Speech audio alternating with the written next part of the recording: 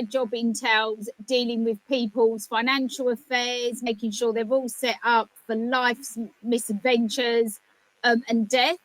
I don't know if you've ever watched Legally Blonde. No, I you wouldn't haven't personally watched Legally Blonde? Oh my God. Right, I've always enjoyed learning, but I can't say that I was academic.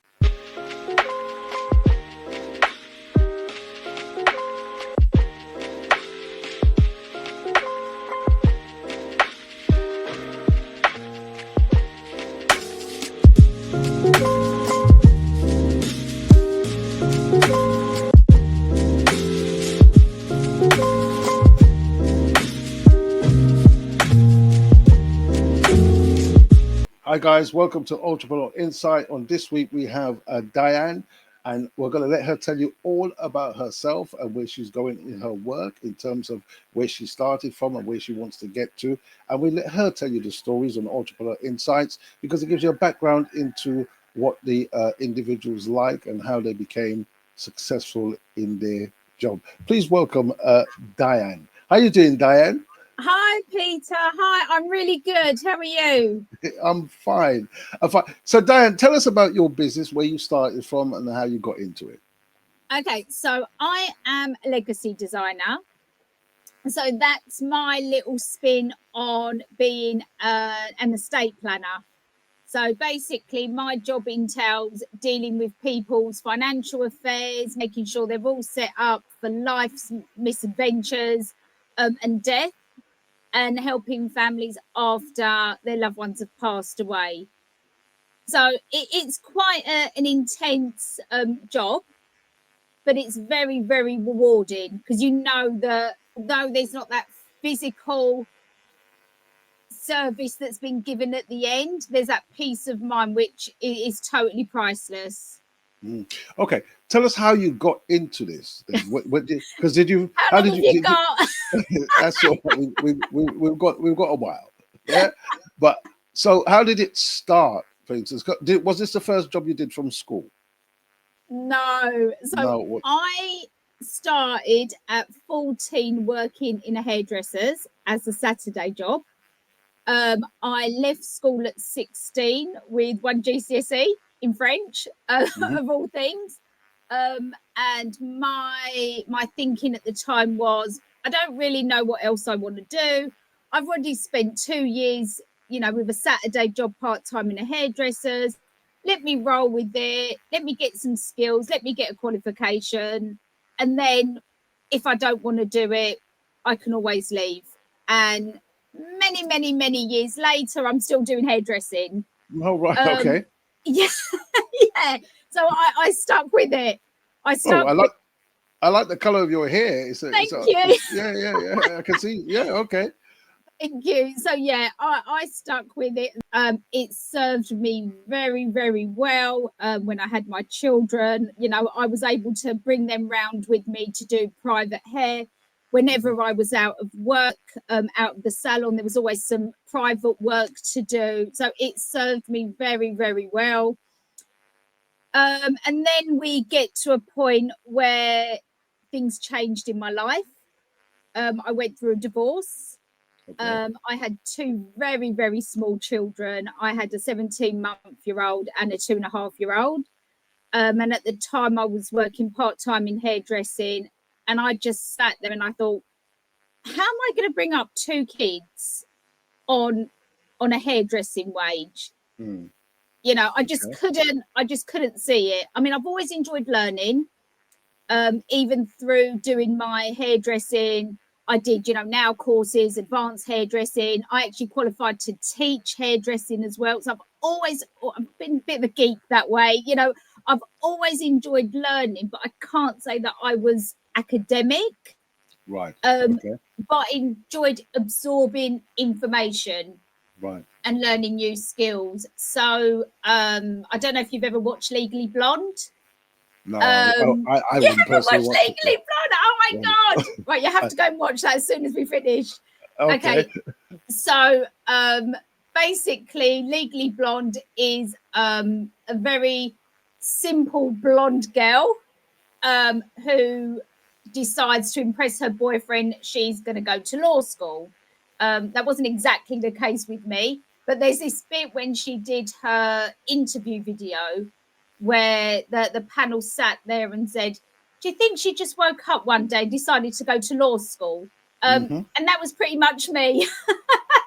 Okay. One day, yeah, pretty much. I just woke up one day and said, do you know what, it'd be fun to apply to law school and see if I get in. Mm-hmm. And the way that I'm laughing now is how Mm-hmm. people reacted when I told them that I was going to go to Okay. law school. Right, They right. literally laughed. They laughed and they were like, you, because they know, everyone knows that I'm full of I've always got crazy ideas. I'm going to do this, I'm going to do that. And literally, I think they just thought it was this thing that I was going to do. And it wasn't actually going to happen. And I did. I enrolled. I had to beg a lot because no one really wanted to give me a place. Mm-hmm. I didn't have any qualifications. I had to do my English. I had to do my maths. I had to literally beg for my place. But I got in. So I did my undergraduate in law. I was at Hertfordshire University. So I did that alongside working part-time, juggling my kids. Graduated after 3 years, got a 2-1, which is decent considering where I'd come from. Mm-hmm. And then 3 years went really quick, and I was like, oh, now what do I do? So I thought, let's study some more. So off I go to BPP to carry on with my law degree. So I did a postgraduate, I did my master's, and I did the legal practice course as well. Is this all the time this is taking place? Are you still doing hairdressing and looking after the 2 kids by yourself? I'm doing hairdressing. I'm working part-time in a certain supermarket. I don't know if I'm allowed to say which one. Yeah, because say the supermarket, they will get praised. I was working in Tesco's part-time. Do you know something? I had a feeling he was going to say Tesco's. But yeah, go on. I'm a Tesco worker.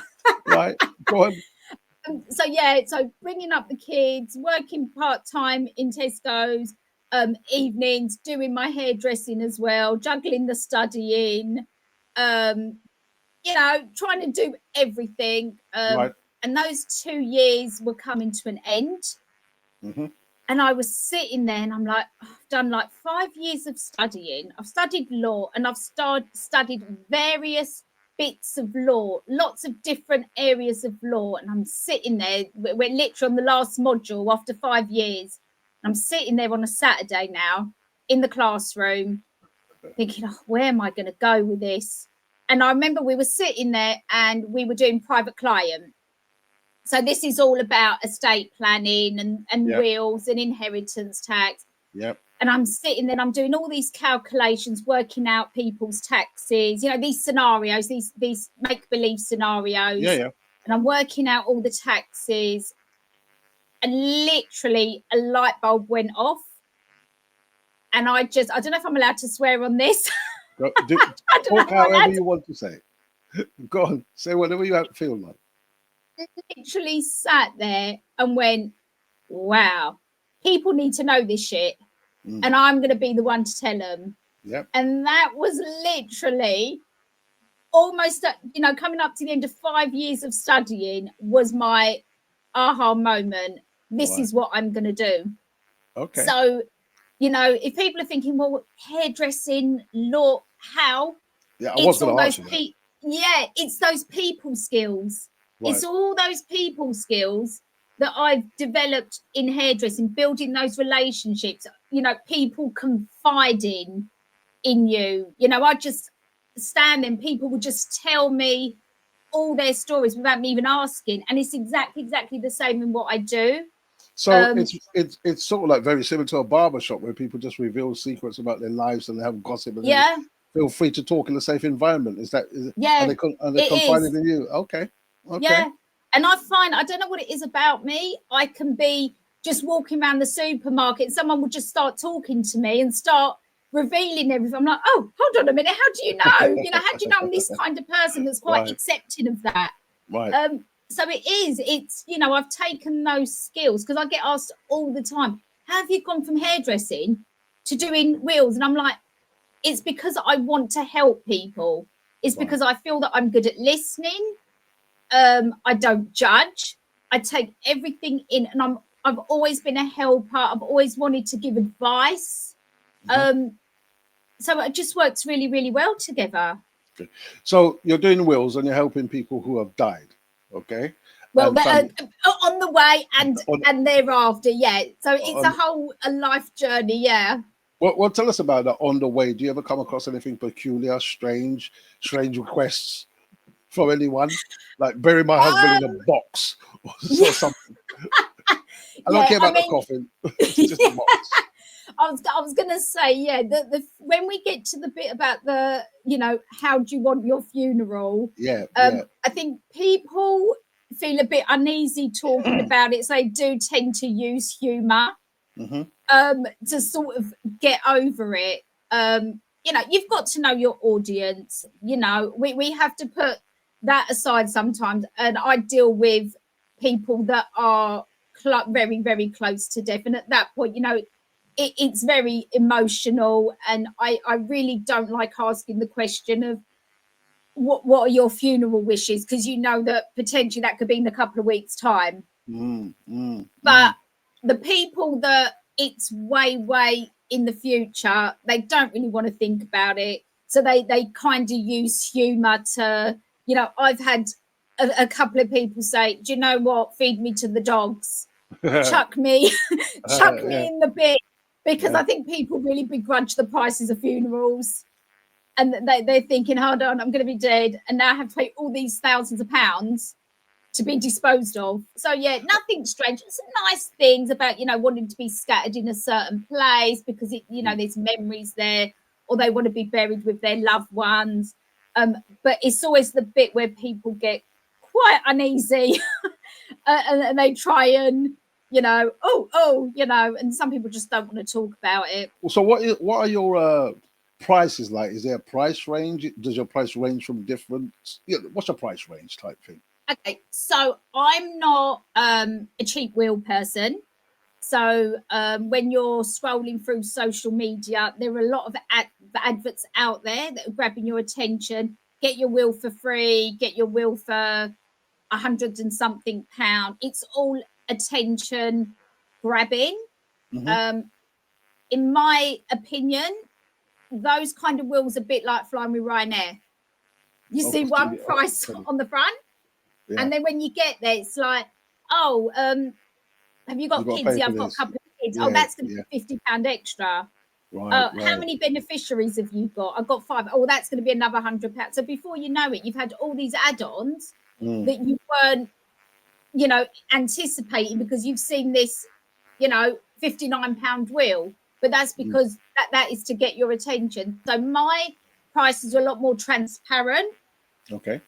So they're not going to be your attention grabbing, have your will done for £59. So my basic simple will is £279. 275, sorry.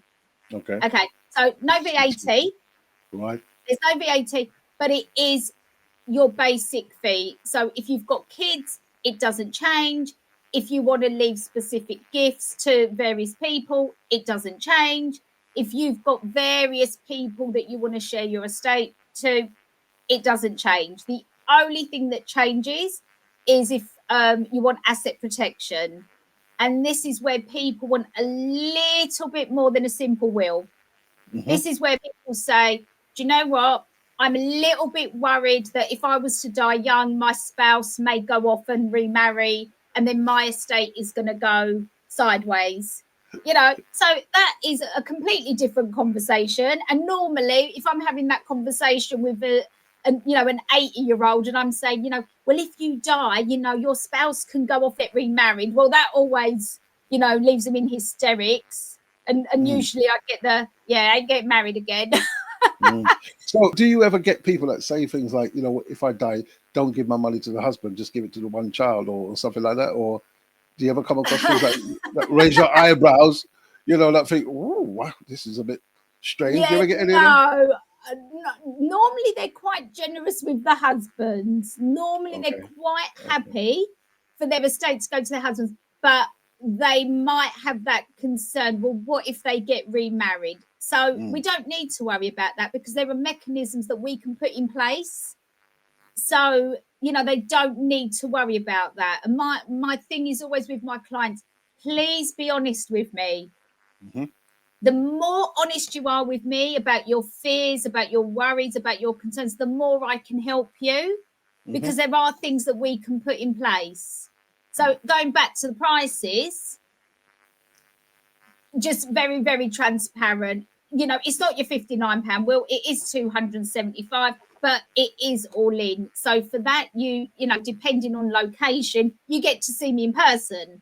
You know, I get to come round to your house. You get to make me a cup of tea. You know, we sit on the sofa. You know what we mean? But then we've got Zoom.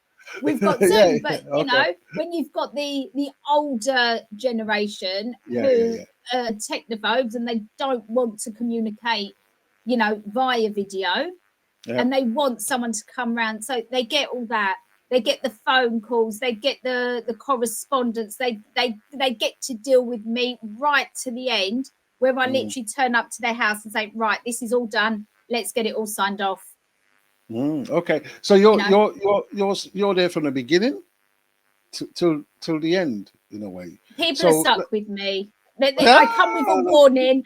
I come with a warning. Once you start working with me, you are stuck with me for life. That's quite funny. I'm not leaving your side. I'll be checking up on you every 2 years afterwards. I'm going to be making sure that, you know, nothing's happened, nothing's changed, and I'm constantly there to guide you and advise you. So you're pretty much stuck with me. Okay. How long have you been in business? Just come up to my 5-year birthday. Oh wow. So yeah, a nice amount. I did some of that still working part-time. I think about the first 2 years, maybe first two and a half years, I was working part-time as well, just to make sure I had that stability. And then I managed to leave my part-time work and go all in on the business. Okay. Is it just you one, or is there someone else, or is it just you? Just me one. Just me one at the moment. Yeah. Okay. So what are you hoping to do with this business? So I would like to get quite known in my local community. I'm from quite a small little village, let's say. So I'd like to be the go-to person in my village, or, you know, in my town, let's say, that people think of Wills, they think of me. Right. Okay. Yeah. You know, there's a couple. Which is quite a catchy title. Think of Wills, think of me. That's quite a catchy title. I'll give you that for free. I might have to use that. Yeah. Yeah. So, you know, there's a couple of solicitors around where I, you know, in close proximity. But it depends what people want. And, you know, I do get a lot of inquiries where people call me up. And I always say, you know, where did you find me? Because I want to know what I'm doing that's working and, you know, what's not working. And they say, you know, they've gone on Google. They've just simply put in will writers near me. I've come up. They've checked my reviews and they like what they're seeing. My reviews are along the same lines of above and beyond. You know, she goes above and beyond. It's that personal service. It's all the things that I want people to think of, you know, when they think about working with me. Okay. Tell me things that you've put in place to get your business established. So I use social media to put myself out there. I've had business coaching to teach me the things that I don't know. You know, I literally went into my business blind. I knew that I could be good at what I do. You know, I can learn the skills and I can get better qualified and do all the reading. My mind blows with so many ideas that I've got. But when you're just that one person, it's like, well, what do I do? Do I do the things that are going to bring in the revenue? Or do I concentrate, you know, on finding new ideas and working on new ideas? So it's kind of a balancing act at the moment, because I've got a few ideas of things that I think can work. But also I need to keep with the day to day, because, you know, I'm quite happy working in mine, but it would be nice to have that other person just to hand over the more admin tasks. But at the moment, the good thing is that because people are dealing with me, they do always get me. And yeah, and I do just get, you know, phone calls from people that I might have, you know, written wills for like a year or two ago. And it's just, oh, Diana, I've just got a question. And I'm really glad that people feel comfortable being able to do that. Because if it was one of those big companies, you're literally a number. Right. And you're going through to a call center. You're not going through to that same person. So when people say, "Oh, do you remember me?" Of course, I remember you. You know, I Even remember if you don't. I remember your I do have a very, very good memory with things like that. Brilliant. You know, I remember their family. I remember everything we spoke about. And you're just not going to get that from, you know, a large company that's running from a call center. So one of the beautiful things about your particular role is having that connection with families and remaining connected, and that's a good selling point on your behalf. Right? You haven't told us what your business name is. Oh, my business name is Artemis Wills Probate. Artemis. How do you spell it? Spell it for Artemis. Artemis. ARTEMIS. Okay, Artemis. Yeah. Yeah. Artemis Wills and Probate. And Probate. That's a name. I thought you would have had your name in there, but you put Artemis instead. Actually, is my name. Who told me to interview her? Right. So Artemis is your name. Yeah. So 5 years ago, I was sitting there. Well, it was actually just over. So it was New Year's Eve, because I'm so rock and roll. I'm sitting there wanting to set up my business. I need a business name. So I'm sitting there on Google, ideas for naming a business. So they, you know, you get all these suggestions. And one of them was Gods and Goddesses. So I thought, this is interesting. And I go through, and Artemis is like the Greek version of Diana. Okay. There we go. Diana Wills Probate. That's really good. Where can we find you? What's your social handles? So I am on Facebook. I've got my business page on there, which is Artemis Wills Probate. Yep.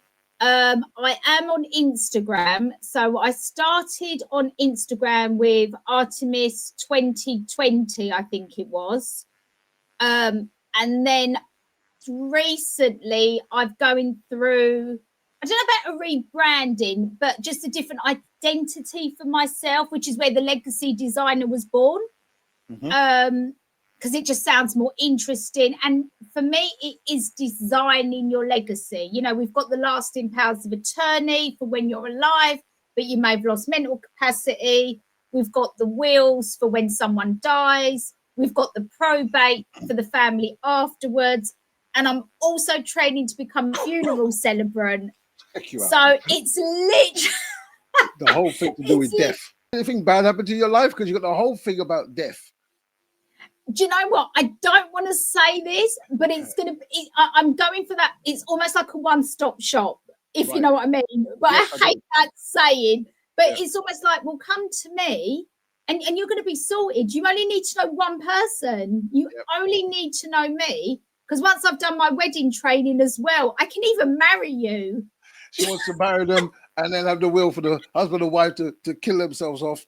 And then, I heard the story. You got the whole thing from the wedding. You only need to know me. Exactly. You come to me and I've got you sorted for life and death, literally everything. Where are you based? So I'm in Waltham Abbey, which is in Essex. Yep.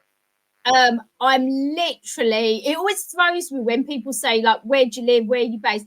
Because where I am, I'm literally on the border of like London, Hertfordshire, Essex. I'm literally on the border. So I'm not in the heart of Essex. I'm just literally on the border of it. Yeah, the reason why I asked you where you're based is because I want to know, do you cater for people just in your area, or do you also cater for people outside your area? Does it matter whether people come? Because you did mention that you have to travel to their houses. So I just did you have a specific area that you deal with, or do you go further than or beyond your means to get to people? So Zoom is great. You know, Right. for the younger ones, it means that, you know, we can have meetings after work, which is great for me because, you know, sometimes 7, half 7, 8 o'clock, I'm jumping on a Zoom and having a meeting because people work, and that's the time that suits them. And I can accommodate that really, really easily on Zoom. We've also got the other type of client that I said that just don't want to work on the video. So yes, I do visit people, and I have been known to drive quite a way to visit people because I know that there's no one. These were actually, so I'm Italian, believe it or not. So, I don't know if you can tell by my no. It's no. The reason I thought she's not English because you're fiery, but in a nice way. So I thought. And when you said Italian, yes, the two come hand in hand. I get it. Okay, cool. Yeah, so okay. I'm Italian and I'm an Aries, so it's like double fire. Right. Yeah. Yeah, go for yeah. it. So this particular family, I knew that they wouldn't. That there would be limited people that would be able to serve them. So I did go quite way out of my way to go and see them. But I take it on a case by case basis because, you know, there is video calling and we can do that. But we have to be realistic that I am one person. If I'm spending half a day out at the office, so to speak, nothing's getting done. So there's not a clear cut answer to that one. Okay, in your own words, I want you to tell me, or I want you to tell the people listening, why they should come to you and not no one else. Oh, I've got to blow my own trumpet. You have indeed. Well, look, first of all, you're going to have a laugh.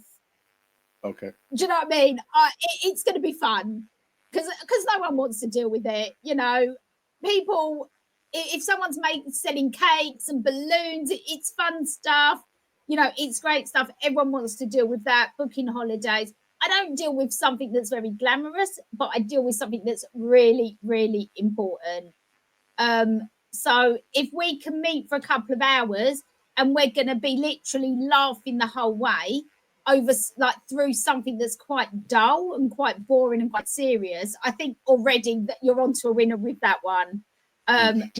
Just bearing in mind, she's not about to say to you, you tell her someone's died and they got burnt. She's not about no, she doesn't mean that. Oh, of course not. I'm talking exactly. So I'm talking the people that are thinking about things in advance. Right. In terms of the flip side of that, and it, like I said, it does happen. I've had phone calls where it's been serious because I'm working on my own time. I can, let's say, deal with the situation very, very quickly, very efficiently. And I've had a phone call the night before where we started a will. And it kind of went quiet, and I was like, then get a phone call. The person's deteriorating, you need to come. And then literally the next morning, Sunday, I was out the door running to get that done. Because, you know, if that was an office, that would have been shut Friday at 5 o'clock and it wouldn't be opening until Monday. Do you know what I mean? But because it's my business, I can do that. So there I was, you know, phone call was Saturday, 5 o'clock.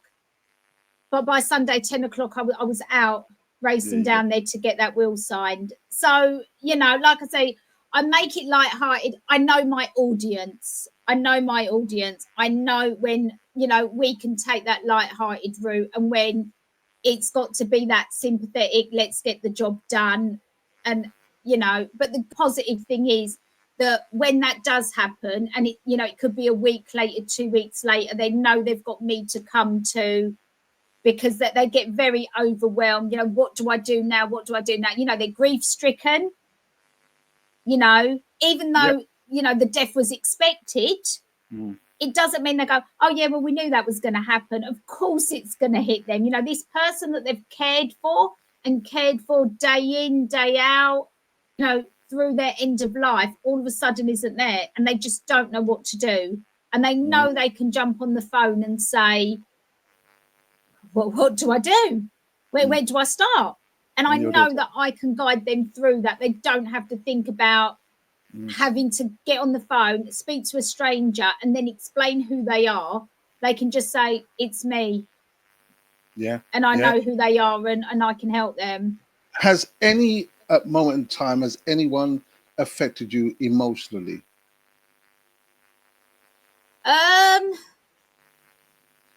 So just in a general thing, I do just get emotionally involved with all my clients, if you know what I mean. Because I just feel for them, especially when they've got those sort of situations where it's just not straightforward. You know, what I notice a lot about people when they write their wills, it brings a lot of things to light that they may have shut away. You know, because when I sit there and I say, well, you know, who's in your family? Obviously, you know, if it's husband and wife, they're sitting next to each other. And then, like, who are your children? And at that point, they might have to say, oh, I've got this child, but I don't talk to them. Or we I've don't got, see. or I got this child that you don't know about. I'm going to tell you now. Yeah. Well, yeah. So, and then I've had a few recently that, you know, they're single people. And, you know, it's not just one or two. This is quite a few now. They're a single person. And then I say, you know, who would you want as your executor? So, you know, an executor is the person that carries out the wishes in the will. That's well, right, I don't have anyone. You know, I don't have anyone. Right. Who are your beneficiaries? Well, you know, the family's really small. There's only like one. And it just brings a lot of things to light when they're realizing that their parents aren't around anymore. They may have been an only child. They've not got married or got a partner. They've not had kids. And all of a sudden, when you're putting that in black and white, it dawns on them. Yeah. And I sit there and I, not that I feel bad. I'm not going to feel sorry. You know, I don't think they want pity. You know, they're not looking for pity. That's their situation. But when they kind of go a bit quiet and they're just like, I don't have anyone. But this is where the charities benefit. So, you know, charities are always big on the agenda when the family's small. You know, they'd rather, and this is what I say to people, if you don't have a will, the law decides where your assets go. There is a certain pecking order. Okay. If you write a will, you get to decide where your assets go. So if you want to leave it all to charity, that's fine. Put it in your will and leave it all to charity. But if you don't write that will, your assets are going to go to people that you didn't actually want them to go to. And ultimately, if you've got absolutely no family, it will go to the Crown. And I don't really think they need any more money. Personal opinion. But I don't think they need the money. So pick your favourite charity or 2 or 3 charities and at least give it to them. Brilliant.